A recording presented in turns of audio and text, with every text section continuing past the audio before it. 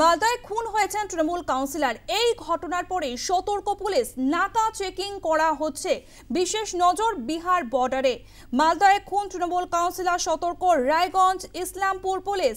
রাস্তায় রাস্তায় নাকা চেকিং করা হচ্ছে। বিশেষ নজর বিহার বর্ডারে।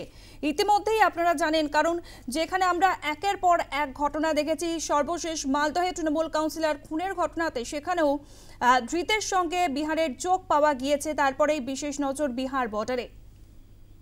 আমাদের সঙ্গে ফোন লাইনে রয়েছে আমাদের প্রতিনিধি অলিভ মিত্র। অলিভ, মালদায় খুন হয়েছেন তৃণমূল কাউন্সিলর এবং এই ঘটনার পরেই বিশেষ তৎপরতা দেখা যাচ্ছে পুলিশের তরফ থেকে। আর কি আপডেট পাচ্ছ? উত্তর দিনাজপুর জেলাতে যেহেতু বিহার বর্ডারটা সম্পূর্ণ একটা সাইডে, এবং সেই কারণে কিন্তু বিহার থেকে প্রতিনিয়ত এই জেলায় মানুষ আসে এবং বিহারের একটা বড় অংশের মানুষ উত্তর দিনাজপুরের রায়গঞ্জে বাজার করে এবং সেখান থেকে সব জিনিসপত্র তারা কিনে নিয়ে যায়।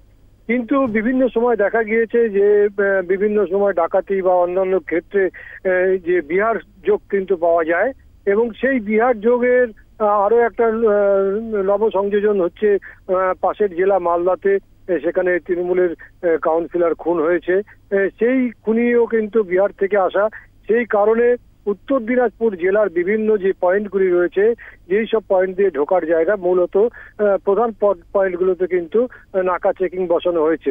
এবং সেই নাকা চেকিং জেলার পুলিশ আধিকারিকরা নিজেরা কিন্তু সেখানে যাচ্ছেন এবং সেখানে গিয়ে রায়গঞ্জ থানার আইসি যেরকম যাচ্ছেন, সেখানে রায়গঞ্জ পুলিশ জেলার এখানে কিন্তু অ্যাডিশনাল এসপি তিনিও সেখানে যাচ্ছেন। এরকম করেই কিন্তু নাকা চেকিং তারা লক্ষ্য রাখছে, এবং যেহেতু একের পর এক এরকম ঘটনা ঘটে যাচ্ছে, সেই কারণে কিন্তু পুলিশ রীতিমতো তৎপর হয়ে রয়েছে যে উত্তর দিনাজপুর জেলাতে যাতে এরকম কোনো ঘটনা না ঘটে। পম্পি, ধন্যবাদ অলি।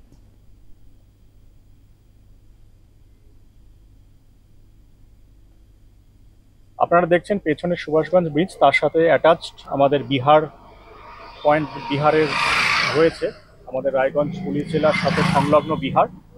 আমরা খুব বেশি এমফাসাইজ দিয়ে এখন নাকা চেকিংটা করাচ্ছি। এর আগেও হতো আমাদের জেলার সাথে সংলগ্ন যে যে জায়গাগুলোতে করণদিঘি, ইমদাবাদ, ইটাহার, রায়গঞ্জ, যে যে জায়গাগুলোতে বিহারের সংলগ্ন আদার স্টেট, সেই জায়গায় আমরা নাকা করছি। প্রত্যেকটা গাড়ি, ইনকামিং গাড়ি যেগুলো রয়েছে সেগুলো নাকার আওতায় আনা হচ্ছে, ভালো করে চেকিং করা হচ্ছে, যাতে কোনো রকমভাবে দুষ্কৃতি কার্যকলাপ আমাদের এখানে না হয়, সেটার জন্য আমরা নাকা চেকিংটা করাচ্ছি।